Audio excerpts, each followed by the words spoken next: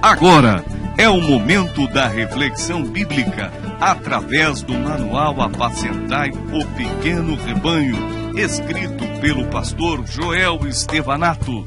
O Manual Apacentai o Pequeno Rebanho norteia semanas temáticas para dezenas de igrejas no Brasil. Também orienta a realização das reuniões de grupos pequenos no modelo Gêmeos. Ainda, o Apacentai o Pequeno Rebanho fornece uma reflexão diária da temática de cada semana do ano. Seja bem-vindo ao crescimento espiritual promovido pelo Manual Apacentai o Pequeno Rebanho.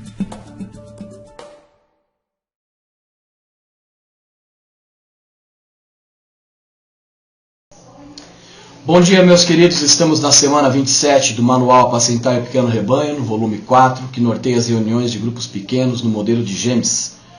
Hoje, quinta-feira, dia 2 de julho, estamos com um texto para meditar no livro do profeta Jeremias, capítulo de número 26, versículo de número 7, que diz assim: Busquem a prosperidade da cidade para a qual eu os deportei, e orem ao Senhor em favor dela, porque a prosperidade de vocês depende da prosperidade dela. O seu bem-estar depende do bem-estar do meio em que você vive. Se a sua casa estiver sempre suja, você se sentirá mal com isso. Cuide dos seus ambientes, promovendo-os. Trate bem a sua família, sua igreja, sua cidade.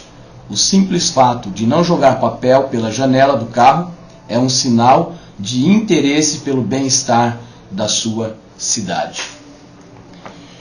Como os caminhos de Deus são diferentes dos nossos caminhos.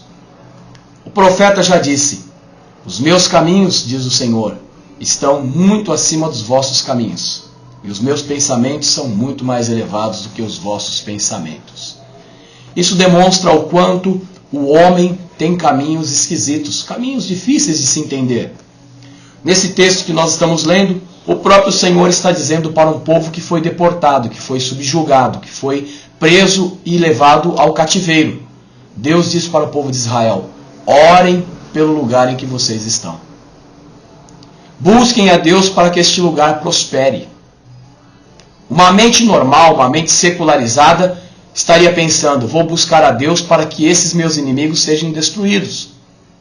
A mente natural, a mente humana, a mente carnal, estaria pensando: vou fazer alguma coisa para que Deus possa vir e destruir tudo aqui. Interessante que Deus não fala isso.